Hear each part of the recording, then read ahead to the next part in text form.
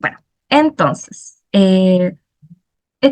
yo la organizo casi siempre como pensando un poco en la biografía del autor, después el contexto en el que surge como las teorías, porque permite igual orientarse respecto a cómo se va construyendo el conocimiento, que a mí eso me parece muy relevante, sobre todo cuando estamos hablando como de epistemología y de filosofía en general, porque no hay nada que venga como del aire, sino que todo tiene una justificación previa o se entiende en base a su contexto, al menos esa es como mi perspectiva. Entonces, surge la pregunta de quién fue Edmund Husserl, y por lo general se le conoce como fenomenólogo, filósofo, eh, incluso yo he escuchado a algunas personas decir existencialista por preguntarse cuál es el sentido o la esencia de las cosas. Pero lo que pocas veces se menciona es que además de filósofo, él era doctor en matemática. Y esto permite entender súper bien un poco el contexto de su obra, porque en este momento, en el 1900, 1901, que es cuando se postula por primera vez, cuando se postula investigaciones lógicas, que es como la primera parte que vamos a revisar de Hassel, investigaciones lógicas parte uno y parte 2, existía, y acá les dejo como el contexto, existía una crisis del romanticismo alemán, que había tomado el romanticismo alemán como una corriente filosófica que había tomado como gran preponderancia a finales del siglo XIX, finales de 1800, etcétera. Consistía como en un realce de figuras, bueno, como de figuras de la época medieval, cuentos como de mucha fantasía, ¿cómo se llama? Se ensalzaban, como se potenciaban ciertas figuras como de la realeza, etcétera, y eso comienza a entrar en crisis. ¿Por qué? Porque empieza a surgir un afán empiricista, tanto dentro de la filosofía como del mundo de la producción de conocimiento en general. ¿Y esto qué empieza a generar? Que los filósofos se empiecen a quedar sin trabajo, especialmente los filósofos, porque al final lo único que estaban teniendo pega en ese momento eran los filósofos de filosofía de las ciencias, que es la que se dedica como a grandes rasgos a la epistemología, como a estudiar cómo la ciencia genera conocimiento. Entonces, acá un poco de la historia de Hassel. Nace en 1859 en Moravia, lo que actualmente vendría a ser el Imperio Austrohúngaro. Fallece a la edad de 79 años en 1938, o sea, cambio de ciclo, igual como lo revisamos con Wittgenstein, y eso también, el cambio de ciclo, marca mucho la producción como del conocimiento y lo prolífico también que son su obra. Eh, Tiene estudios universitarios de matemática y física en la Universidad de Leipzig, en Berlín, Viena. Además, en 1882 obtiene su título de doctor en matemática con su tesis de contribución a la teoría del cálculo de las variaciones, ¿ya? Y como parte de las obras más importantes tenemos a Investigaciones Lógicas parte uno de 1900, Investigaciones Lógicas parte 2 de 1901 y en 1913 Ideas uno.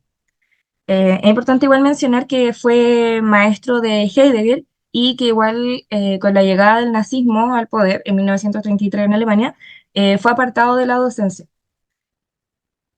Entonces, volviendo un poco como al contexto de la fenomenología y de lo que estaba ocurriendo en la filosofía, tenemos que hay una crisis en el romanticismo alemán por una parte, pero que empieza a surgir el debate a raíz como de esta idea de buscar eh, la producción de conocimiento de forma empírica, surge el debate sobre el origen de la lógica. Y ahí uno entiende muy bien por qué se justifica que él fuera doctor en matemática, porque lo que se empieza a debatir es si la lógica es fundante o es fundada. Es decir, si la lógica es fundante de las matemáticas, es casi como un debate de qué estuvo primero, el huevo y la gallina, la lógica, la matemática o la matemática sustenta la lógica. En este contexto filosófico surgen dos bandos, los psicologistas y los antipsicologistas. Por una parte, los psicologistas, que vendrían a ser como Franz Brentano, como Wilfred Bloom, por parte de la psicología, propondrían un estudio a través de la empiria, de la descripción, y por otra parte, los antipsicologistas dirían que en realidad una lógica basada en la descripción no conduce a nada, porque no sirve que sea descriptiva.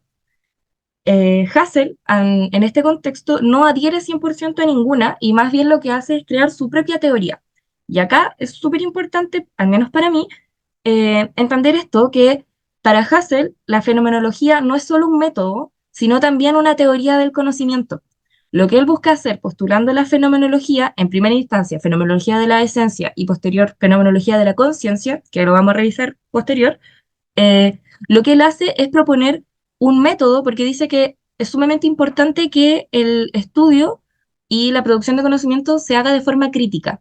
Y esto, como muy a grandes rasgos o muy a la rápida, lo crítico tiene que ver, como nosotros lo revisamos mucho en el curso, con una producción minuciosa, de alguna manera, del conocimiento, y crítica no en el sentido como una crítica destructiva, sino que crítica en tanto que tengamos ojo con lo que se está produciendo. Eh, y eso hace a su vez que delimite un poco el campo de estudio, porque es como, a ver, en la lógica no nos podemos dedicar a estudiar todas las cosas.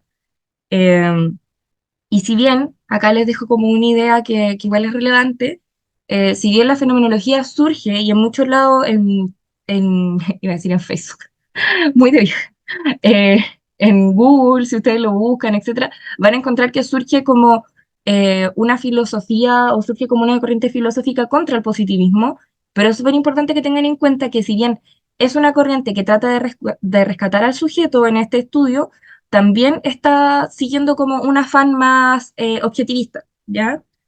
Entonces, tenemos nociones kantianas como el noumeno y el fenómeno. Acá lo que hace Hassel es quedarse con el segundo, con lo de fenómeno. El noumeno serían las cosas en sí, y recordemos que el fenómeno es como yo aprendo el mundo o cómo yo percibo esas cosas. Por otra parte, sí, Dionisio. Sí, disculpa, Ashley. A mí me gustaría ahí plantear la pregunta si Mm, se manejan con el nómeno y el fenómeno. Si no, de lo contrario, como para explicar esa parte. Porque hasta aquí no hemos visto a Kant, pero es relevante, creo yo, ahí. y acá en el chat tengo, yo tengo cositas, pero no me parece. Ya, dice, no, no lo manejo. Sí, me da la impresión que podían no manejarlo ahí y de ahí yo creo que se van por un tubo entendiendo lo que viene después con la exposición de Ashley. No sé si quieres explicarlo, Ashley, o... Eh, sí, bueno, a grandes rasgos lo que propone Kant, un poco en este estudio del mundo, tiene que ver con una división entre objetos y fenómenos. Y que me imagino que también Diego se los mencionó el lunes, en relación a que Hassel propone que hay un mundo de los objetos, como de las cosas, y un mundo de los sujetos. Y lo que propone Hassel, de alguna manera, es que el mundo de los objetos está súper bien que lo investigue la ciencia, pero también hay un mundo de los sujetos. Y eso vendría a ser labor de la filosofía. Y ahí surge también la fenomenología. En tanto, los términos de noumeno y fenómeno son palabras de origen griego, si no me equivoco, corríjanme ahí, donde noumeno tenemos que es la cosa en sí, o sea, la realidad, tal cual es, como lo real. Claro, como dice Vivian, podría ser como una diferencia entre lo real y lo subjetivo. Noumeno vendría a ser la cosa en sí y fenómeno vendría a ser aquello que yo percibo. Acá la noción de percepción es súper importante, al menos para como desde Kant, ¿ya? No sé si ahí se entiende un poquito, o Dionisio, si queréis complementarme ahí. Excelente todo lo que tú dices, muy de acuerdo con lo que hemos visto. Y solo quería agregar que, por ejemplo, en una misma cosa, nosotros con nuestra intelección, dice Kant, no podemos llegar al noumeno de una Mm, cosa, que es la esencia y la cosa en sí, como decía Lachlan, ¿no? Eso es real, sino que solamente se nos presenta el fenómeno, que es lo que nosotros podemos apreciar a través de nuestro entendimiento y nuestros sentidos a la vez. Como a que hay que mí, entender muy bien ujú, eso, que no podemos a llegar a mí la un cosa en ejemplo, sí. perdón, a mí un ejemplo que me gusta harto, que de hecho también lo ocupo, es el ejemplo de los colores. Que los colores sirven muy bien para plantear como qué es lo que uno percibe versus qué es lo que el color es como tal. Como, no sé, yo les puedo mostrar mi reloj y les puedo preguntar como ya, de qué color ven mi reloj? Algunos, no sé, me van a decir que lo ven dorado, otros que lo ven un poquito gris, otros, no sé, que lo ven amarillo, café, etcétera. Ya, el nómeno vendría a ser el reloj en sí, o el color del reloj, ya, como la cosa en sí. Y por otra parte, el fenómeno vendría a ser lo que ustedes describirían como el color. Y si bien yo puedo, incluso siendo la misma persona, puedo un día decir como, sabéis que lo veo más amarillo, y al día siguiente decir, sabéis que lo veo más café, como más gastado, porque la percepción o la intelección, como menciona Dionisio, va cambiando también. Vivian dice, también puede ser en las figuras geométricas, es como el vestido que se hizo viral, el color que cada uno percibe en base a su subjetividad. Sí, sí, me parece un muy buen ejemplo el que da Fernanda. Eh, Porque no sé si se acuerdan hace años atrás cuando empezó este debate, me acuerdo en Facebook, claro, como este triángulo que por una parte puede ser triángulo y si yo me giro por otra parte se ve como un cuadrado. Sí, ahí por ejemplo tenemos, al final nunca vamos a acceder a lo que es en sí esa figura geométrica, pero sí accedemos al fenómeno, en el fondo, a la percepción que tenemos de eso. Y el ejemplo que da Fernando es súper bueno, como no sé si se acuerdan de esto en Facebook, de este vestido como que generó debate, que algunos decían que era como morado con blanco, otros que era dorado, y generó mucha controversia. Bueno, ahí por ejemplo, nunca vamos a saber realmente de qué color es el vestido en la realidad, en sí, incluso que estuviéramos frente al vestido, porque nuestra percepción, nuestra corporalidad nos limita de acceder hasta cierto punto en el mundo, ¿ya? Y eso es súper importante, sobre todo como en este vuelco que se hace hacia el empiricismo y, o sea, hacia los subjetivistas. Me llamo Fernanda, ¿Albist? No, es que fue el Alvis el que dijo eso, sí, a eso se refiere. Ah, perdón, me confundí, lo lamento, lo lamento. Eh, pero ya, a lo que iba. Y esta también es una idea, ¿cuál sería lo real? ¿El nóumeno? Sí, el nóumeno es la cosa en sí. Lo voy a anotar igual en el chat. Bueno, a lo que iba yo. A mí me gusta mucho esta idea, como la retoma de Merleau-Ponty en su momento, cuando empieza a hablar como de la corporalidad. Que al final nosotros no somos entes que generan conocimiento como en una nube abstracta, extraídos del mundo y que estamos como en una burbuja aislados de lo que estamos observando. Nuestro cuerpo es sumamente limitante en tanto lo que podemos llegar a observar, lo que podemos llegar a percibir. Por ejemplo, nosotros percibimos cierta gama de colores, una iguana percibe otra gama de colores, los pájaros perciben otra gama, etcétera. ¿Ya? Por otra parte, tomamos de descarte la idea de la conciencia, que después se profundiza, y ahí lo voy a retomar en la segunda parte de Hassel, respecto a que toda conciencia es conciencia de algo, y toda conciencia está orientada a, dice Constanza, serviría como una crítica eh, al cognitivismo como una corriente psicológica.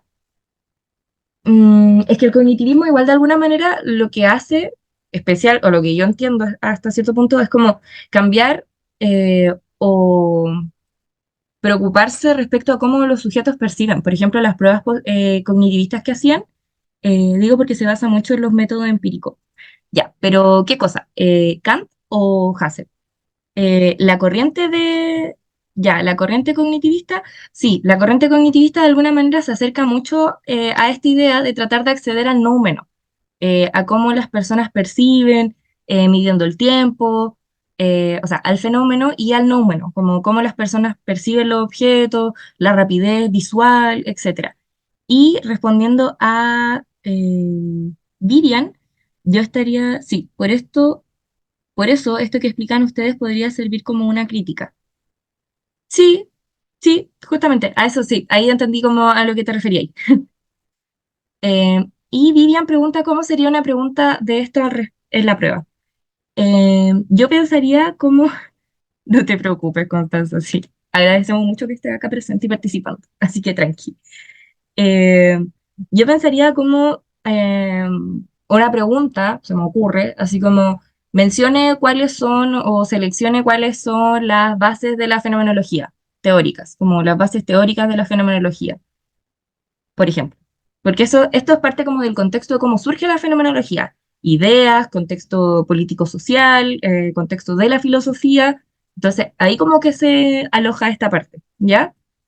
Y por último, de Franz Brentano, conocido psicologista, psicólogo, obtenemos el concepto como bueno, de una psicología descriptiva, al igual que de Wilfred Boone, y de la conciencia, que aquí se repite como respecto a Descartes el fenómeno de la conciencia, pero con ideas distintas. Y espérenme, me pasará. Entonces, pasamos a investigaciones lógicas. Acá yo mezclé un poco de lo que son ambas investigaciones lógicas, porque en el fondo lo importante es entender que investigaciones lógicas, tanto parte uno como parte 2, forman parte de lo que vamos a entender como el primer Hassel, ¿ya? Y acá lo que hace es postular lo que yo le adelantaba, que hay un mundo de los objetos y de los sujetos. El mundo de los objetos está súper bien que lo estudie la ciencia, bacán, como vayan por ese camino, pero el mundo de los sujetos es menester de la filosofía. Y propone, en este contexto de debate por el origen de la lógica, delimitar el campo de estudio, que era lo que yo le adelantaba, que la fenomenología surge como un método, pero también como una teoría del conocimiento, es decir, como un campo o como un marco teórico, incluso si se quiere, de cómo estudiar. Y para la fenomenología trascendental, que es el método que deriva de estas investigaciones, tenemos que hay dos conceptos sumamente importantes a la base, que es la noción de intencionalidad, y que a mí me interesa mucho como entender que la intencionalidad se vive en tres momentos. eh, en la imaginación, que de alguna manera nos permite vislumbrar el futuro, que de hecho después se toma como variabilidad imaginaria, como también ponerme hacer el ejercicio como de ponerme cómo lo pensaría otra persona, no siendo yo, sino siendo la otra persona. Acá también la imaginación puede entenderse como la capacidad de intencionar lo que yo estoy observando, lo que yo estoy tratando de aprender del mundo, aprender con H, como agarrar del mundo en el futuro también, como proyectando cómo sería, no sé, esta botella en el futuro, cómo va a ser este color en el futuro, etcétera. Las sensaciones actuales, que vendría a ser como toda la parte del mundo sensorial, lo que yo puedo tocar, oler, sentir, etcétera, la parte como corporal incluso, y las memorias, que vendría a ser como la parte del tiempo, eh, como de estos tres tiempos que tiene la intencionalidad del pasado, ¿ya? Entonces, la intencionalidad que pasa a ser un concepto muy importante que tiene que ver con cómo yo direcciono de alguna manera el estudio de. Y acá yo me tomo mucho de los verbos, por ejemplo, porque hay verbos que no son ajenos a la intencionalidad, ¿ya? Hay verbos que son, no me acuerdo cómo se le llama, em, transitivos y, no me acuerdo si era transitivo y no transitivo, como que uno los ve cuando está aprendiendo como un nuevo idioma, pero que en el fondo a lo que quiero ir es que, por ejemplo, escuchar es un verbo, si no me equivoco, transitivo, porque está ligado como al objeto y a lo que se está escuchando. No es ajeno. Yo no puedo decir escuché, escuché qué. Como yo no puedo decir vi qué. Como siempre está ligado a un objeto direccionándose a algo. Sí, verbos transitivos e intransitivos. Gracias, Denise. Y como teniendo en mente esta noción de los verbos, podemos pensar en la vivencia intencional, que es aquella experiencia, uy, se me adelantó, que es aquella experiencia del sujeto que no puede ser independiente ni del sujeto ni del objeto. Acá sería como lo que yo les decía, la vivencia de estar escuchando algo, de estar viendo algo, por ejemplo, ¿ya? Y bueno, acá les puse la fenomenología como un método con rigurosidad empírica para acercarnos a la esencia de las cosas, o como diría Hassel, para acceder a la experiencia originaria, ¿ya? Y este método se compone de pasos, que yo acá se los detallé, que me imagino que también lo revisaron el lunes con Diego, porque me dijeron que había surgido un ejercicio bien interesante ahí, y yo también les traí un ejercicio. Entonces, como esto va a quedar a disposición de ustedes, como la parte de los contenidos, me interesaría quizás pasar al ejercicio para saber cómo ustedes lo entendieron, lo aprendieron. Eh, y acá les dejé también unos tips. Entonces, el ejercicio que les traje es una viñeta clínica, eh, porque a mí, por lo menos cuando yo tuve fenomenología, algo que me hizo entender muchísimo la fenomenología fue cómo se podía ligar esto con la clínica. No digo que todos se vayan a ir a clínica, pero es bastante útil, ¿ya? Entonces, el caso es, Alejandra, 11 años, los datos son falseados obviamente por confidencialidad, eh, es derivada por un diagnóstico de SDA con predominio de impulsividad. SDA se me olvidó que era como trastorno. La madre relata como motivo de consulta que su hija sufre fuertes dolores de cabeza e irritabilidad constante. Se irrita por todo y explota fácilmente. Alejandra, por su parte, solo le preocupan los dolores de cabeza. Además, se niega diariamente a tomar las anfetaminas. Otra preocupación que deja entrever la madre es que en el colegio no se junta con sus compañeros de curso. Es una niña muy sola. Tiene un solo amigo, menor que ella, y Alejandra menciona que no se junta con su mismo curso y que en los recreos, si no está sola, juega con las niñas de segundo básico. Una niña de 11 años iría en quinto básico, ya como para que tengamos ahí la noción. En cuanto a los dolores de cabeza, Alejandra relata que son diarios y no los relaciona con ningún evento. Aparecen tanto en la casa como en el colegio. Luego de dormir o descansar disminuyen. Participa en diversas actividades, taller de cueca y pintura, asiste a hockey, participa en un coro, entre otras, las cuales son fomentadas por ambos padres, incluso por el trabajo de la madre. Fue inscrita para concursar por mejor rendimiento a lo largo del año. En relación a la impulsividad descrita, la madre relata que siente que Alejandra no mide el peligro, está constantemente moreteada y ha sufrido diversas caídas. En cuanto a las relaciones familiares, Alejandra es la penúltima de 7 hermanos. Su madre está sin trabajo, su padre está sin trabajo estable hace 5 años y su madre trabaja como cajera en un supermercado. La madre relata que, estando yo, está pegada a mí, lo cual genera que sus hermanos la critiquen, pues no entienden la preferencia de los padres.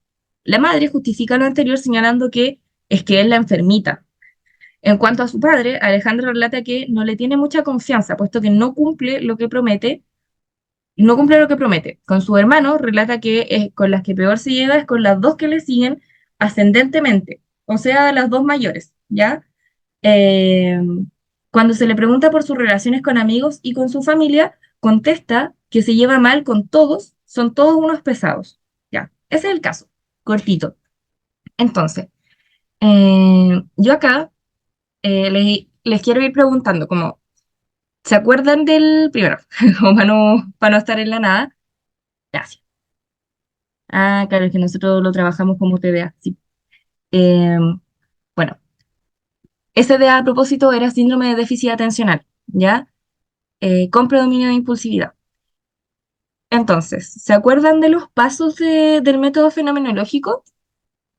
Seré honesta, no me acuerdo. Gracias. Evidencia, análisis, síntesis, ya. Como Martín indica, a mí me parece muy atingente y me gusta mucho una noción de desmontaje y montaje, ¿ya? Y que esto de desmontar para llegar a la esencia de, se puede pensar por medio de la intencionalidad, ¿ya? Por medio de este concepto de la intencionalidad. Como hay un desmontaje, yo voy como sacando capas de alguna manera de esta cebolla y luego la reconstituyo. Entonces, les dejo de todas formas acá unos tips. Ah, pucha, ustedes igual lo ven, pero según yo estaba tapando este torpedo que era como lo de azul, pero les sirve mucho para ir pensando. Ya bien, tenemos la actitud naturalista en primera instancia y ahí yo siempre les dejo como tips que para mí es más fácil pensarla como, ¿qué diría un médico de este caso? Y acá podemos pensar como la hipótesis descriptiva. No sé si ustedes han tenido acercamiento como a los manuales diagnósticos, al DSM, al CIE, eh, pero si no, piensen como, incluso a veces con el poco conocimiento que uno puede tener, como qué trastorno pensarían ustedes que podría tener esta niña. Bueno, se indica uno, que es el que Dionisio puso en el chat, que como pensemos, que, ¿qué sería lo que diría un psiquiatra de este caso? ¿Mm? Autismo, ya. Síndrome de inmadurez cognitiva, muy bien. Acá dice, Dionisio pegó el ejercicio. Ya, un mensaje más y pasamos a la apogía. Bullying, ya, sí, me parece. Entonces, teniendo esto como idea, pensemos que lo que estamos tratando de hacer acá, en esta fenomenología trascendental, tiene que ver con acceder a la esencia de las cosas. Y acá a mí una mnemotécnica, creo que se llama, siempre se me olvida, que me sirve mucho es pensar que en el proceso de reducción eidética viene de eidos, que eidos en griego significa esencia de. Entonces, lo que estamos tratando de hacer acá, ya, tenemos en primera instancia como un trastorno. Tenemos el caso, así como yendo de lo más macro a lo micro. Tenemos el caso, antecedente relevante, sufre de dolores de cabeza, uno podría pensar que a lo mejor es una niña que incluso tiene como un tumor cerebral, un aneurisma, y por eso su comportamiento, etcétera. Podríamos pensar bullying como condiciones psicosociales, eh, autismo también como otra condición, eh, síndrome de inmadurez cognitiva, como dijo Vivian. Entonces, tenemos acá como una primera parte del caso, ya que vendría a ser la hipótesis descriptiva. Por otra parte, en la EPOG, lo que yo me pregunto siempre es como, ¿qué pienso yo del paciente? Y acá les puse noción de contratransferencia. Igual acá quizás me adelanté.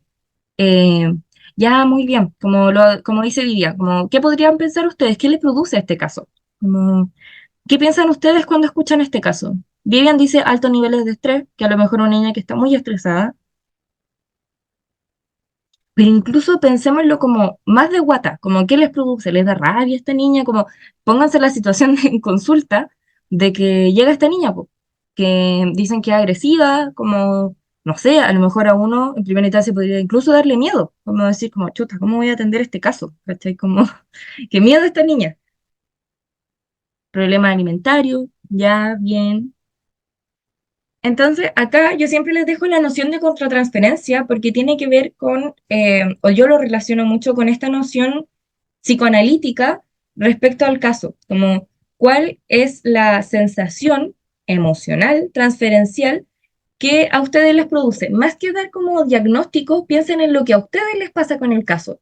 Por ejemplo, a mí a lo mejor me frustraría trabajar un caso así, como yo lo pienso y digo, pucha, como no sé por dónde tirar, en realidad que me parece súper bien todo lo que están diciendo, como de problema alimentario, de una niña con mucho estrés, pero ¿qué les produce a ustedes con eso?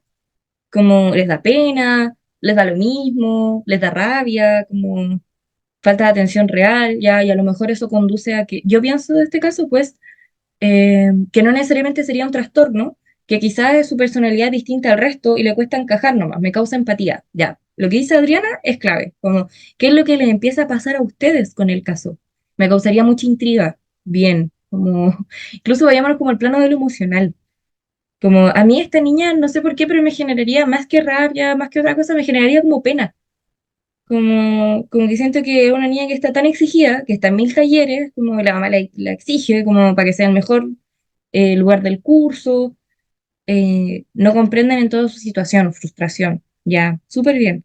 Entonces, pasando a la reducción idética, yo me hago la pregunta como, ¿qué es más allá de lo que puedo ver? Ya, ¿qué hay más allá de lo que veo como de la pena, de lo que veo como de esta intriga? Y la intriga igual es un súper buen elemento en todo caso, como siempre, en todos los casos.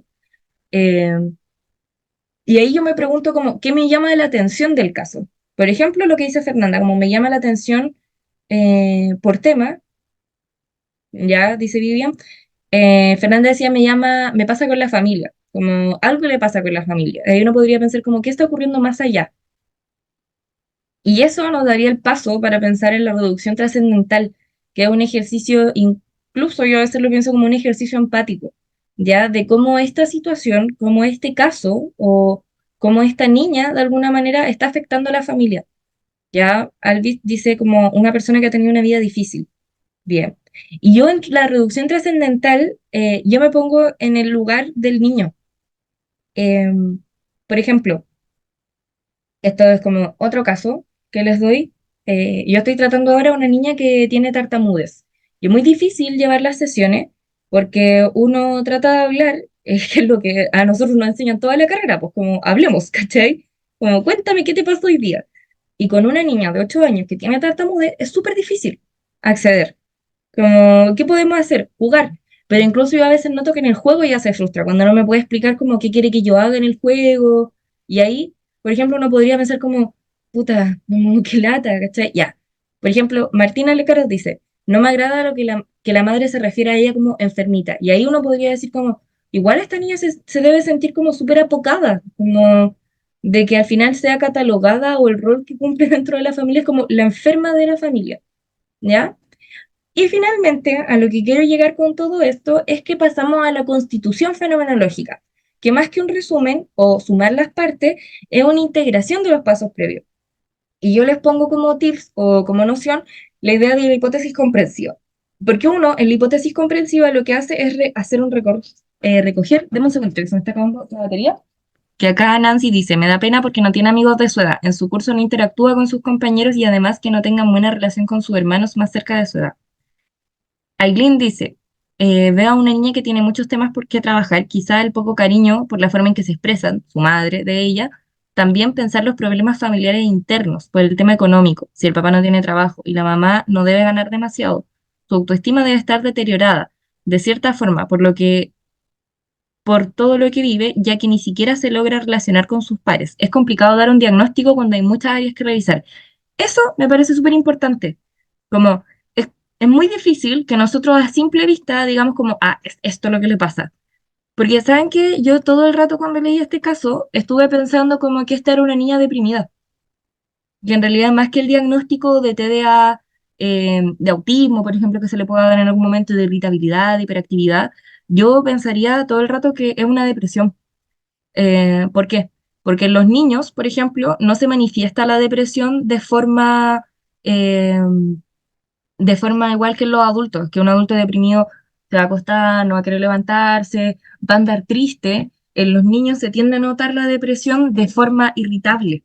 Los niños andan más enojados, están más tristes, pero como porque no saben cómo articular esto que les está ocurriendo. Y también pensaría como en el tema de la depresión, algo que pasó como soplado quizás en la lectura, porque la mamá dice que pasa siempre moreteada. Muchas veces en consulta uno piensa en síntomas depresivos en los niños porque son niños que constantemente se están golpeando. Y eso se toma casi como, no intentos de suicidio ni mucho menos, sino como formas como de no cuidarse. Y es raro que un niño, hasta cierto punto, porque es verdad, los niños son arriesgados, pero es raro que un niño hasta cierto punto no se cuide nada, como, y pase siempre moreteado, e incluso se exponga a situaciones de riesgo. Entonces, eh, se vale llorar, aunque el caso no es real, si es real.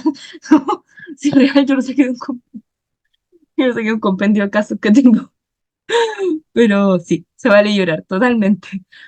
Entonces, Eh, me parece súper bien lo que dice Vivian. Con el dolor de cabeza yo pensaría que es un tema neurológico. ¿Y quién dice que ella está mal? Súper bien, porque esa es también la actitud que nosotros debemos tener como sospecha, intriga, sospechar todo el rato, como, pucha, ¿estará bien este diagnóstico? Como, y si lo analizamos de nuevo, como, ¿quién dijo que tenía este diagnóstico? Y ahí entra, por ejemplo, de nuevo esta noción como del sujeto. Porque quien está observando, un psiquiatra va a dar al tiro el diagnóstico, no TDA, hiperactividad, etcétera.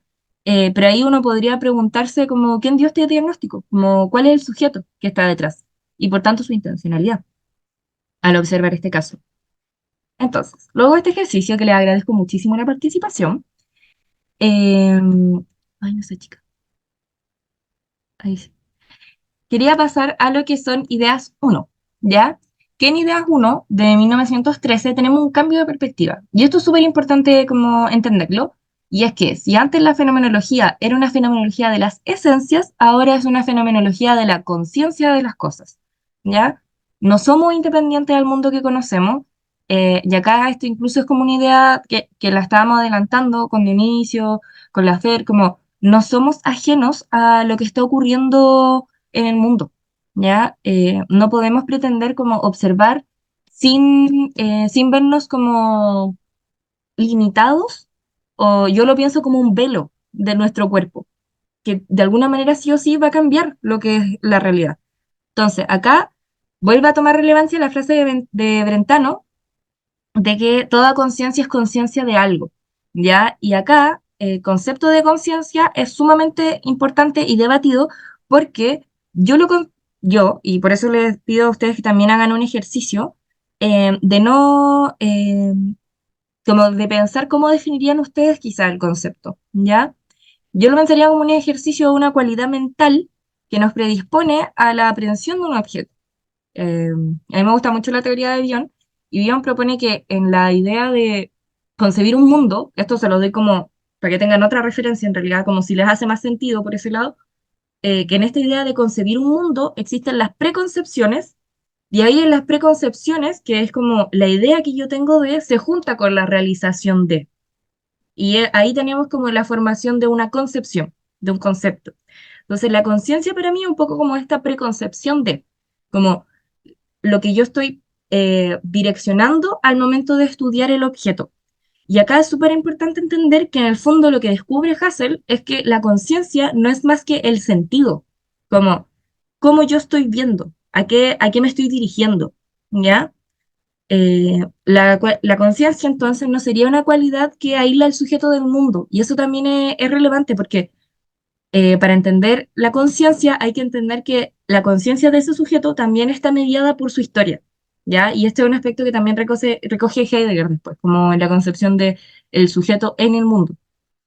Y acá les tenía un mini ejercicio que es preguntarles, ¿de qué color ven ustedes este cuadrado? Rapidito, rapidito. Vamos, vamos. Fucsia, rosado, amarillo, chuta. Fucsia. Ya, bien. ¿Saben qué? ¿Saben qué? Hay una teoría de la física que propone que este color, que también es conocido como color magenta, en realidad no existe. Y más que una teoría, es algo que se ha comprobado. Ahora, yo espero que la reacción de todos sea así, ¡ah! Impactadísimos. Por favor. ¿Por qué? Este es el espectro lumínico que nosotros somos capaces de ver. Ahora, yo después de que supe esto, dije, ¿de qué ando vestida cuando me he visto de rosado? Como, ¿de qué? Realmente. Miren, en este espectro, que es el espectro de visión que nosotros tenemos de ondas lumínicas, en ninguna parte aparece el rosado. ¿Cachan? Así como, no le, a mí me rompió la cabeza esto. Como, ahí vuelve esto que yo les decía, como la noción de que existe un cuerpo que media nuestro entendimiento del mundo. Por ejemplo, acá, mi conciencia está diciendo que es rosado. Como, por eso me gusta de carrera. Qué bueno. Em, se fue en la fruta. Eh, oh, ¿verdad? Hello Kitty. Exacto. Entonces, lo que nosotros podríamos pensar es como que mi conciencia en el fondo está orientando el sentido con el cual yo estoy aprendiendo aquello que estoy viendo, que vendría a ser el color rosado, para verlo como rosado. Y que yo, honestamente, es algo que cada vez que lo pienso, yo digo como, ¿de qué ando vestido? ¿De qué ando vestida cuando uso rosado? Piensen, ay, piensen. Entonces, como un breve resumen, Claudia, ya como un breve resumen, dice, les puse acá una comparación entre las investigaciones lógicas, que yo les digo, es que les digo, mucho a decir, que se le dice fenomenología como fenomenología de las esencias, y por otra parte a ideas uno a fenomenología de la conciencia, ¿ya? ¿Por qué? En investigaciones lógicas tenemos una preocupación por acceder al mundo real de los fenómenos. O sea, por eso les decía, como si bien hay un afán como de recuperar al sujeto, también esto no deja de ser mediado por este afán positivista, como de que sea un método riguroso de investigación filosófica, ¿ya?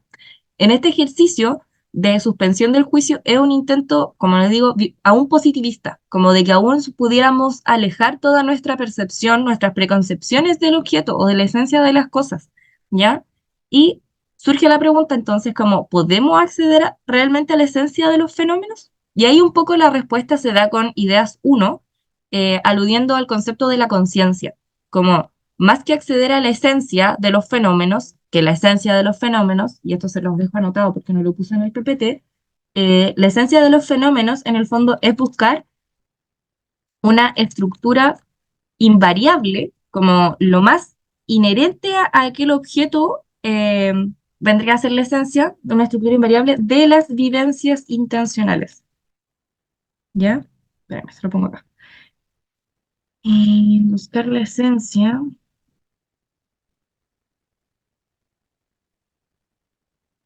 Entonces, acá todavía hay una noción como sujeto-objeto. El sujeto está, por una parte, hay un cristal que lo divide del objeto, ya como muy, muy empírico todo todavía.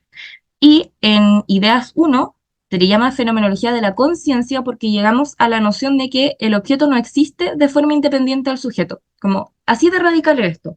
La realidad, al final, como pensémoslo de forma muy lógica, eh, si todo lo que yo puedo acceder está mediado por mi conciencia, está mediado por mi cuerpo, entonces la realidad como tal no existe. Como los objetos como tal podríamos llegar a pensar que no existen, que lo que existe es netamente mi conciencia de, como el sujeto. Restaura entonces la posición del sujeto en la comprensión y aprehensión del mundo, como en cómo obtiene esta información del mundo. Y pensamos que no existe un objeto sin sujeto. Acá lo repetí un poquito, pero eh, porque al final solo por medio de la subjetividad es que vamos a acceder a lo objetivo. Y acá les puse que tengan de noción como el color magenta. Eso, muchachos. Ya. Dudas, preguntas, inquietudes, crítica constructiva, crítica destructiva, todo. Aplausos para Ashley. Estuvo terrible buena la presentación. Adiós. Igual ahí dejemos unos minutitos para que alguien plantee alguna duda con Sí, por tu ser favor. y la fenomenología. Ahora es cuando. Yo tengo una duda. Ujú. Hola. Hola, María.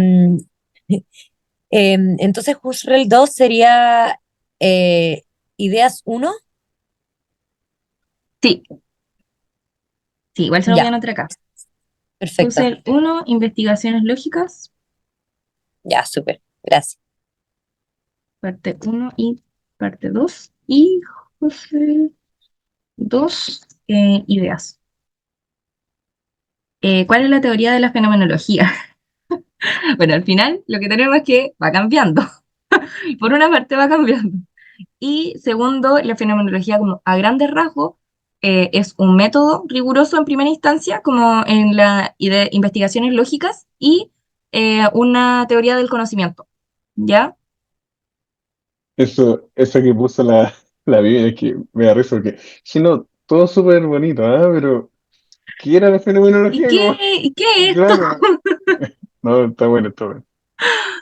Ya. Bueno, claro, tal cual dice la Biblia. Sí, sí, te leí, así mismo. Em, yo voy a darle entonces. Entonces, al final, ¿cómo se usa en la actualidad? Dice la Fernanda. Yo lo pienso Eso es- mucho en la clínica, Ujú, como en este mismo ejercicio clínico uno podría preguntarse como cuál es la esencia, desde una fenomenología trascendental, como cuál es la esencia de la angustia, cuál es la esencia de una mm, depresión, cuál es la mm, esencia de lo que está viviendo el sujeto. Y a la conclusión claro, a la que podemos llegar, como haciendo ese ejercicio un poco, es decir que nunca voy a acceder a esa esencia, nunca voy a acceder a tal mm, como lo está vivenciando el sujeto. Porque al mm, final, como lo esté vivenciando, depende de su conciencia y de cómo esté orientando como el sentido de su conciencia a lo que está claro. viviendo.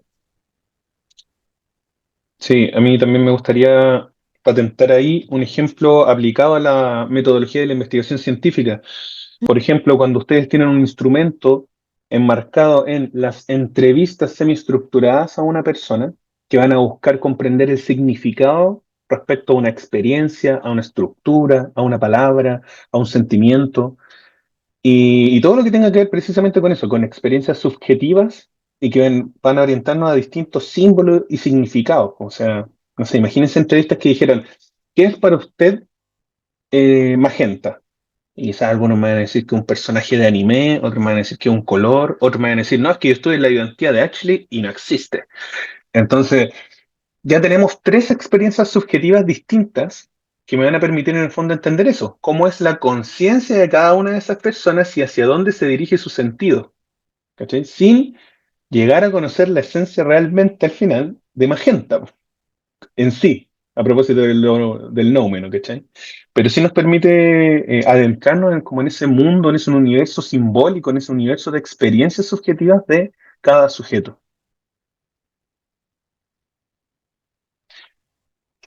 Bueno, eso por ahí.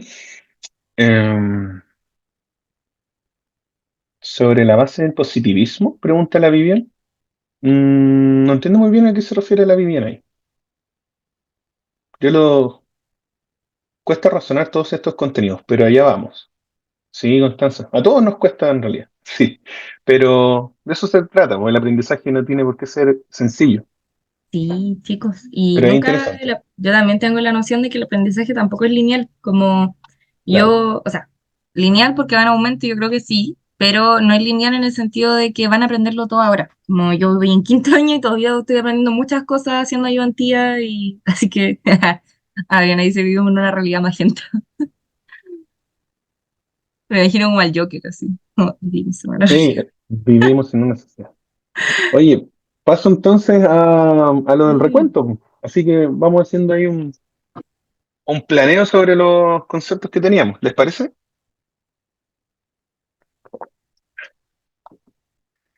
Por eso mismo decía yo que era buena la clase que hacía hoy Ashley, porque precisamente en el aprendizaje significativo quedarse con conceptos como magenta después nos van a permitir a muchos llegar más directamente a los contenidos y a nuestra memoria sobre la fenomenología.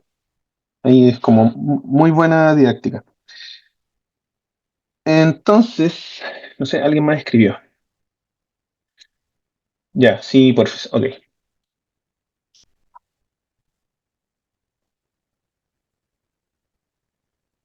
Dionisio, Ashley y Fernanda son mis amigos más íntimos, pero ellos no lo saben. Claro, claro. Bueno, partimos entonces. Lo más importante, me parece a mí, para tener una buena base con todo lo que estamos viendo, porque alguien dijo, es muy difícil adentrarnos en todos estos contenidos. Bueno, todos estos contenidos están como sobre unas tablitas, sobre unos flotadores, si ustedes quieren, que nos permiten nadar en los contenidos precisamente. Y esos tres son las tradiciones epistemológicas. Pensemos en ese sentido, ¿verdad? En todo ese océano que tenemos que navegar, que vamos a estar sobre tres tradiciones epistemológicas principales, al menos en este curso, que son, uno, la tradición analítica, dos, la tradición interpretativa y el tercero, la tradición crítica. Ahora, ¿por qué les digo que son las principales? Porque desde allí se pueden desglosar muchas otras corrientes e incluso otras tradiciones dependiendo de los autores y epistemólogos o epistemólogas que haya, y de ahí pueden encontrar distintas cosas en Internet. Entonces yo los insto a que no se pierdan por ahí, sino que se circunscriban a esto que les estoy diciendo. Porque por ahí les van a aparecer, qué sé yo, el empirismo, racionalismo, idealismo, materialismo, constructivismo, fenomenología hermenéutica, posmodernismo, postestructuralismo, cosas que vamos a ir viendo después también, pues. Feminismo, lo decolonial, ¿no? El colonialismo. Y cada una de esas, en el fondo, está posicionada de una u otra forma en estas tres tradiciones que yo les dije. Entonces, en el fondo, debemos entender estas tradiciones como diferentes corrientes filosóficas que van a ir influyendo en la forma en que la humanidad entiende y aborda el conocimiento, o lo que va construyendo, lo que se entiende como conocimiento, ¿ya? A eso se refieren las tradiciones. Y el tema es que cada una de estas tradiciones, analítica, interpretativa y crítica, va a tener sus propios supuestos, sus propios métodos, sus propios objetivos e incluso también sus propias finalidades, ¿ya? Sin embargo, algunas de ellas también van a tener unas similitudes o un entramado, una interseccionalidad también. No quiere decir que nada de lo que vea la tradición interpretativa quepa en la tradición crítica, por ejemplo, o que nada de la tradición crítica se considere en la tradición analítica. Ojo con eso. No piensen que son como tres vertientes que jamás van a confluir. Sí. Lo primero es pensar que en la tradición analítica lo que se va a buscar precisamente es un análisis propiamente tal, crítico y sistemático de los conceptos y de los métodos que se relacionan con nuestro conocimiento y con la justificación también de esos métodos con los cuales vamos a acceder a conocer las cosas. Entonces, hay cosas fundamentales en la filosofía o en la epistemología de tradición analítica. Va a ser un análisis riguroso, algo bastante prolijo, muy metódico, paso a paso, ¿ya? De los conceptos, las argumentaciones y la precisión además en el uso del lenguaje para estudiar y construir conocimiento y también ciencia. Sorbito. Entonces, características principales, les diría yo, de la tradición analítica van a ser un enfoque en el lenguaje y en la lógica, por ejemplo, ¿no? Va a haber un ánimo de examinar el lenguaje, la estructura lógica de cada argumento que se proponga y de poder clarificar todo concepto y eliminar distinciones y relativismos. Eso es algo muy propio de lo analítico. Piensen, por ejemplo, en en que hay una discusión tremenda entre las corrientes representacionistas y más positivistas que van a buscar reflejar a través del lenguaje la realidad. Y por otra parte va a haber una corriente que es más socioconstruccionista y crítica y antirrepresentacionista, que va a decir que el lenguaje no tiene por qué representar una esencia de la realidad en lo absoluto. Entonces, eso es una atención muy desde lo analítico, si ustedes quieren, porque tiene que ver con la precisión del lenguaje. Otra cuestión importante es que van a tener un énfasis en justificar, ¿verdad?, los mecanismos, los procedimientos y el tratamiento de la evidencia que van a tener ellos para experimentar, ¿verdad?, y para encontrar razones, ¿verdad?, que razonen nuestras creencias para convertirlas en un conocimiento científico. Y lo otro que podría también ser característico de toda corriente que esté circunscrita en la tradición analítica es el rechazo al dogmatismo, en el sentido además de que van a separarse completamente, por ejemplo, de las concepciones metafísicas, que hacen algo, por ejemplo, muy propio del Círculo de Viena. Todo lo que no tenga que ver con una cuestión analizable sistemáticamente y observable a través de métodos experimentales, de lo empírico, no va a ser muy bien habido aquí en la tradición analítica, ni mucho menos en los positivismos, digamos, ¿sí? Entre el protopositivismo, el positivismo clásico, el positivismo crítico, e incluso el pospositivismo, ¿ya? Eso diría muy en general con la tradición analítica. Y de ahí van a poder entramar ustedes, por ejemplo, la filosofía del lenguaje, la lógica y la filosofía de la ciencia, sobre todo, y en cuanto a corrientes, los que ya dije, así los positivismos, y lo que también alcanzamos a ver en parte con las críticas que propone, amparado sobre el falsacionismo Popper, la crítica que hace al objetivismo del positivismo Thomas Kuhn, en el tema de los paradigmas, ¿verdad? En la lógica de las revoluciones científicas, y eso principalmente. Luego, y tomando ahí un poquito lo que nos explicaba Ashley sobre la fenomenología, vamos a llegar a otra tradición que es la interpretativa, que es la segunda de las tres que estábamos viendo ahí que están en su temario. Entonces, la tradición interpretativa va a caracterizarse principalmente porque va a dejar de lado, en comparación a la analítica, todas estas lógicas ideales de objetivismo, todas estas teorías de explicación, de predicción, de control, ¿verdad? Y ahora se va a enfocar en la comprensión de los significados y de los contextos, de la experiencia subjetiva, como estábamos diciendo hace un momento, ¿no? Y de interpretar también la manera en la que se construye el conocimiento. En este sentido, comprensión, significados e interpretación van a ser fundamentales en la tradición, en la segunda tradición, que es la interpretativa. Y en ese sentido, las características principales que yo les podría brindar tienen que ver con un enfoque, obviamente, en interpretar la realidad y las experiencias. En ese sentido, vamos a tratar de describir, por ejemplo, los significados y los contextos en los que se va a producir un conocimiento. Eso es fundamental en la tradición interpretativa. Se va a rechazar,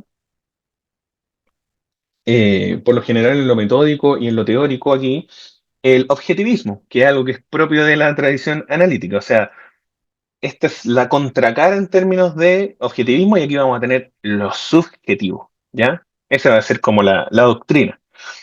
Y porque además es muy importante, relevante, que el contexto va a tomar aquí un rol fundamental. ¿Qué hay en la construcción del conocimiento, en los significados de un sujeto que están anclados en su contexto histórico, cultural, social, afectivo, académico, si ustedes quieren, ¿no? Todo eso va a ser muy importante. Y también, pasando así entre corrientes que están acá en la tradición interpretativa, que es la fenomenología, por ejemplo, y la hermenéutica, a tener un rol muy activo y presente de el intérprete, mucho más en lo hermenéutico que en lo fenomenológico. Y él va a tener ahí, o ella, un rol activo en cómo construir este conocimiento porque va a ser ese agente de interpretación, ¿ya? Esa es una distinción bien interesante cuando hablamos de hermenéutica y fenomenología. La fenomenología es mucho más de respetar la propia experiencia y descripción del sujeto, de lo que vive, ¿no? y de lo que expresa, versus que en una hermenéutica habría una interpretación mucho más activa desde quien interpreta. Y siempre amparado ¿cómo decirlo?, en un marco teórico también, no es desde la nada. Y más que explicar, en la tradición interpretativa se va a buscar comprender. Creo que ese es como el verbo rector, si ustedes quieren, ¿ya? Y por acá vamos a poder encontrar corrientes como la hermenéutica que ya le había dicho, la fenomenología que le explicaba muy bien a través de Husserl, la Ashley, el postestructuralismo y el postmodernismo también, que lo vamos a ver un poquito más adelante. Y que esos, por ejemplo, también tributan y están anclados a la tradición crítica. Y por eso les decía que esto no es como que haya un murallón entre estas tres tradiciones, sino que también confluyen hasta cierto punto. Ahora, pasando a la tradición crítica, tenemos que considerar lo siguiente. Y a mí me parece que esta es una de las más sencillas quizás de entender desde el lenguaje, porque lo que va a buscar precisamente lo crítico es una finalidad de emancipación de los sujetos y de justicia social también. Entender, desentramar. ¿Tienes el mapa conceptual de las tradiciones? Me parece que ustedes también lo tienen, está en Canvas. Y, y creo que eso también puede resultar un poco confuso cuando estamos tratando aquí de ordenarnos, porque salen muchas y salen líneas para todos lados. Y prefiero que acá se concentren en las tradiciones más que en las corrientes, porque ahí van a aparecer realismo crítico, pospositivismo, feminismo y unas líneas para aquí y para allá. Pero sí está, y están las PPT. Me parece que en el de positivismo que está en Canvas lo pueden encontrar. Entonces, como les decía, en la tradición crítica vamos a observar, examinar y obviamente criticar las prácticas, los saberes, los arreglos sociales, los discursos, los dispositivos que tienen arreglo en lo científico, en lo social, en lo político y lo cultural, ¿verdad? Y que tienen que ver con estructuras, procesos, instituciones que han solidificado e instituido todas estas maneras de dominación, producción y reproducción también de lo anterior, es decir, de ciencia, de discurso, de verdad, de poder, y todo eso va a buscar en el fondo la tradición crítica. Sí, va a quedar todo grabado, chicos, no se preocupen, ustedes pueden ahí ir a sus otras clases o lo que necesiten. Entonces, lo que va a buscar además, con todo lo que estábamos hablando de la tradición crítica, el cientista que se ampara en esta tradición es desnaturalizar todo esto, no darlo por sentado, no creer que porque es ciencia va a ser algo totalmente verídico, algo que nos va a determinar para siempre. Entonces vamos a desenmascarar también, vamos a hacer visibles esas relaciones de poder invisibles y vamos a situarnos reflexivamente en contextos de poder, disciplinamiento, control y hegemonía. Como les decía, todo esto tratando de liberar al sujeto de la opresión, de la injusticia y buscando la emancipación y la justicia social. Características muy fundamentales de la tradición crítica van a ser las siguientes. La crítica, obviamente, al poder y a la dominación, porque influye en la producción y en la validación de conocimiento de lo que se entiende como verdad en la sociedad. El otro punto sería un enfoque en la justicia social, porque se va a promover y se va a buscar que sean emancipados sobre todo los grupos oprimidos. Un cuestionamiento también, y en esto coincide con la tradición interpretativa, de la objetividad, puesto que se va a entender que hay un relativismo relacionado precisamente a las relaciones de poder, un análisis de lo ideológico, que va a ver cómo estas ideologías y los supuestos que están ahí subyacentes, ¿verdad?, a lo ideológico, influyen en la producción y validación del conocimiento también, así como el poder y la verdad, y en énfasis en reflexionar sobre todo lo que se nos presenta como verdad a través de nuestro propio criterio. Ahí, bueno, creo que lo más relevante a señalar sería el marxismo, la teoría crítica, el postestructuralismo, el posmodernismo, el feminismo, la teoría queer, los estudios culturales, postcoloniales, entre otros. Y eso sería así como en tradiciones. Ahora quería echarle un ojo a lo que tengo acá sobre las orientaciones que tienen ustedes. Y muy al vuelo, diría que en el primer movimiento de la filosofía analítica que tengo acá, ¿verdad? En A, tenemos la filosofía de René Descartes. Desde la epistemología de Descartes en Discurso del Método, vamos a entender cosas muy fundamentales que tienen que ver con el buscar esta verdad objetiva acerca de la ciencia. Y ahí hay como una lectura doble de lo cartesiano, o sea, de lo que produce René Descartes, porque por un lado, como epistemólogo, va a fundar en términos de esta epistemología moderna la regla del método, que por ahí alguien, me acuerdo que decía como evidencia, análisis, síntesis, conclusiones, y todo lo que tenemos hoy en día como método experimental es heredero en parte de lo que propone Descartes allí, ¿ok? Y todo lo que va a buscar Descartes como epistemólogo en su vertiente epistemológica es eso, llegar a una verdad objetiva y que cualquiera que transite por ese camino, es decir, que ocupe ese método, va a lograr acceder a esa verdad, a ese conocimiento objetivo y que si siguió el mismo método, todos vamos a llegar a lo mismo. Si Ashley ocupa el mismo método, Dionisio y Fernanda, los tres debiésemos llegar a las mismas conclusiones y al mismo saber. Pero por otra parte tenemos la metafísica de Descartes, y que va a estar anclada en esta desconfianza, ¿verdad? Y recordarán ahí lo que explicó en parte la Fernanda también en su ayudantía, sobre la duda metódica. María dice, Descartes es como la base de la tradición analítica. Sí, en cuanto a epistemología, diría que sí, porque va a establecer esto de la analítica sistemática de cómo se construye el conocimiento, seguir este paso a paso. Así que súper bien ahí, María. Pero como les decía, en cuanto a la metafísica, Descartes va a pensar, obviamente, o sea, ¿qué pasa si todo me está engañando? Y si todos mis sentidos me engañan. Y si hay un genio maligno que se mete en nuestro mundo psicológico o nuestra alma, como lo que se estuviese hablando en ese entonces, y es capaz de engañarme, de introducir estímulos que no son reales. Por ahí les dejé un video también en Canvas para que lo vean, dura como 10 minutos, y hago como una analogía entre lo que propone Descartes y lo que vemos en Matrix. Porque esa es la desconfianza que tendría Descartes. ¿Qué pasa si todo el mundo que yo siento que es real no lo es? ¿Cómo voy a saber si realmente existo? Y ahí dice, voy a suponer que todo lo que se me presenta me está engañando, es decir, voy a dudar de todo, y cuando llegue a alguna cosa en la que yo no pueda dudar sobre eso, voy a establecer que eso es verdad. Entonces duda de lo que ve, de lo que toca, de lo que huele, de lo que siente, pero se da cuenta que en la medida que está dudando constantemente, solamente hay algo de lo que no puede dudar, y es que está dudando. Y dudar es pensar.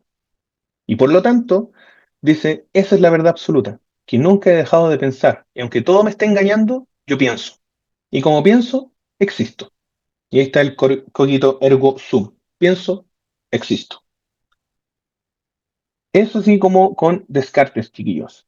Después tenemos el protopositivismo, que muy en sencillo les diría que tiene que ver con este movimiento sociohistórico, cultural y político que viene sobre la ola de la Ilustración, de las revoluciones también europeas, y que va a proponer, ¿verdad?, desplazar el dogma religioso e instituir, yo diría también, el dogma de la razón, pero en ese sentido es como la iluminación, pues por eso es lo ilustrado.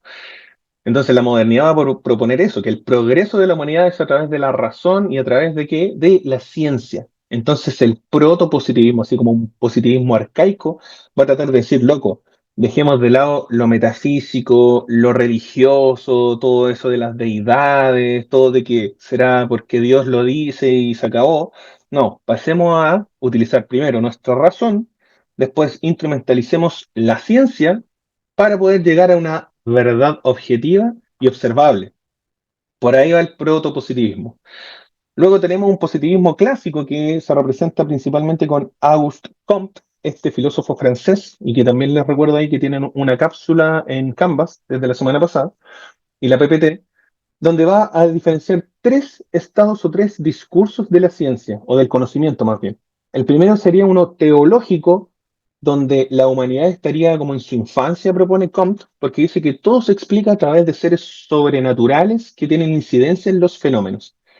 dioses griegos, nórdicos, egipcios, y que de ahí la humanidad decía, oh, mira, hay un arco iris. Ese es el Bifrost en el cual Thor está volviendo a Asgard después de darle sus buenos cachos a Jormungandr, y por eso ya dejó de llover y ya no hay tormenta. O sea, esa era su explicación y se acabó. Y cuando habían marejadas, que decían los nórdicos también, no, es porque la serpiente del mundo, Jormungandr, está dejando la embarrada. Además que el mundo era plano, porque era Midgard, ¿ya? Entonces ese sería un primer estadio desde Comte, el teológico. En el segundo, que sería el metafísico, va a decir que ya hay una desconfianza de estos seres sobrenaturales y de toda esta cuestión teológica, pero que todavía no se llega a un conocimiento de una ciencia real, porque en lo metafísico, por ejemplo, aparecen los entes. Y es decir, se desplazan los seres sobrenaturales, que eran los dioses, por entidades. Y ahí, por ejemplo, cabe pensar no, es que esto es por el karma. Oh, hiciste algo malo y después te pasó algo malo. Eso es el karma. Listo, explicación. O en todo caso, el karma. Entonces voy a dejar de hacer cosas malas para que no me pasen cosas malas y haré cosas buenas para que me pasen cosas buenas. Ahí, si ustedes piensan, claro, no hay un Dios, no hay un ser sobrenatural, pero sí hay una construcción abstracta que explica los fenómenos que ocurren en la realidad. Y en el tercer estadio, en el discurso positivo, va a establecer Comte que hay una verdad, que hay un conocimiento científico que está basado ¿en qué? En la observación, en el uso de todos los sentidos de la humanidad para poder aprehender, con H, todo lo que está en el mundo como fenómeno. Entonces, ejemplos de conocimientos positivos podrían ser estos, la huellografía y la dactiloscopía. Entonces se establece que todo ser humano tiene impresiones dactilares, en realidad huellas, en la yema de sus dedos que tienen puntos característicos. Entonces, en la ciencia positivista hasta el día de hoy, en juicios orales en lo penal, para determinar que una persona estuvo en un sitio de suceso o manipuló una evidencia como medio de prueba para un homicidio o una agresión, tiene que tener alrededor de 13 puntos característicos de un dedo coincidiendo en la impresión dactilar que está en esa arma. De esa manera, algo que es observable, vamos a decir, miren, en la huella que quedó en esta mesa hay justamente 13 puntos característicos que también están en el índice de Dionisio. Por lo tanto, Dionisio sí estuvo ahí, comprobado, y nadie lo pone en duda, porque eso estableció un saber positivo. Y bueno, eso principalmente con Comte. Luego en el positivismo crítico va a ser importante comprender lo que propone el Círculo de Viena, como toda esta revolución y esta junta de intelectuales que va a pensar acerca de lo analítico, ¿verdad? Como tradición. Se van a posicionar totalmente sobre el estudio del lenguaje para la construcción de conocimiento y también en rechazar lo metafísico y en establecer totalmente el empirismo y la observación como método válido para la construcción de conocimiento. Ahí van a tener se me fueron los apellidos. Schlick, Carnap, Neurath y en parte Wittgenstein, que va a tomar esa última línea del lenguaje, entendiéndolo si es una representación propia de la realidad, de lo empírico, o en su segunda propuesta, en la investigación filosófica, va a entender que hay juegos del lenguaje y que en el fondo el significado se basa en el uso de este. Y también en el Círculo de Viena, no como participante, pero sí como amiguito, va a estar Karl Popper.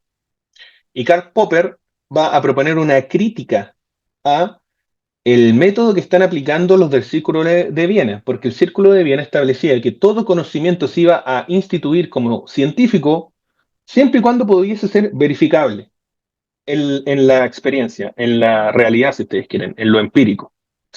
Entonces Popper aparece ahí muy aguafiestas y dice, no, po, no porque algo se verifique 10.000 veces va a ser científico. Lo que tenemos que hacer con las teorías no es comprobar si se repiten, aunque sea una o dos veces en la realidad, sino que debemos exponerlas a falsearlas, a buscar y a refutar esa teoría y que no ocurra en la realidad. Entonces, si una teoría en algún momento no ocurre en la realidad, no se representa con lo que propone, va a decir, esa teoría no es científica. Y también va a decir que las teorías que han sido verificadas y que han soportado las falsaciones, es decir, que se han expuesto a decir, a ver si es que esto alguna vez no pasa, y efectivamente siguen ocurriendo como lo propone, y no ha ocurrido nunca una ocasión en la que no pase así, tampoco va a decir que son verdad, va a decir que son científicas en la medida que todavía resisten el falsacionismo. Nada más. Entonces ahí Popper es como el agua fiesta, insisto.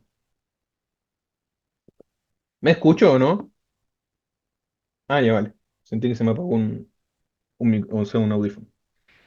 Ya llegando casi al final, vamos a ver que hay un post-empirismo o un post-positivismo también, porque en esta lectura que le hice yo pasamos por el protopositivismo, el positivismo clásico de Comte, ¿verdad? El positivismo crítico entre lo de Viena y Popper, sobre todo, que sería el más crítico en esa lógica, y pasamos finalmente al... denle nomás, chiquillo.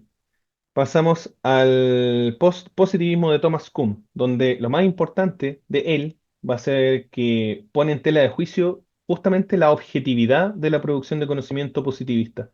Va a decir, no puede ser que a través de simplemente un método nosotros nos arraiguemos en el fondo como la soberbia de decir que conocemos la verdad absoluta. Porque Kuhn se va a centrar en la idea de que la ciencia debe avanzar, ¿ya? Y que en ese avance de la ciencia a través de determinadas revoluciones científicas, nuevos paradigmas van a reemplazar a los antiguos.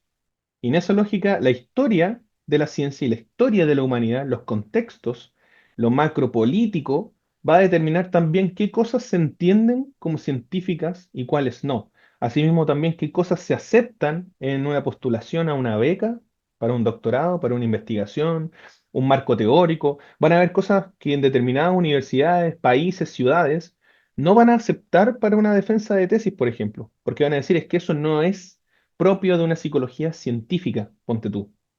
Mientras que en otras va a ser totalmente a la inversa, ¿ya? Y eso va a depender justamente del paradigma sobre el que está anclada la universidad. Por ejemplo, si piensan en el LUNAV, tiene un sello clínico y psicoanalítico. Díganme si esa cuestión no es kuhniana en cuanto a paradigma, ¿ya? Y bueno, eso diría yo muy en general, amigos y amigas, porque después estaba el tema del segundo movimiento hacia la fenomenología, ahí entrábamos en la tradición interpretativa, y en el fondo es lo que acabamos de ver con nuestra amiga Ashley. Reviso el chat No, súper buen y, resumen, Dionisio, la verdad. Como y pregunto si hay dudas, porque estaba encontré que así. quedó muy clarito, sí, brígido, como ahondaste en todo, pero de verdad lo encontré buenísimo. Como Aquí está mi apunte. Muestra otra vez. desapareciste, Dionisio. Ahí están los apuntes. Ya, Sí, 10 de 10. eso. Todas consultas, amigos y amigas, antes de pasar ahí como a comentarles quizás qué tipo de cosas debiesen tener muy claras para la prueba.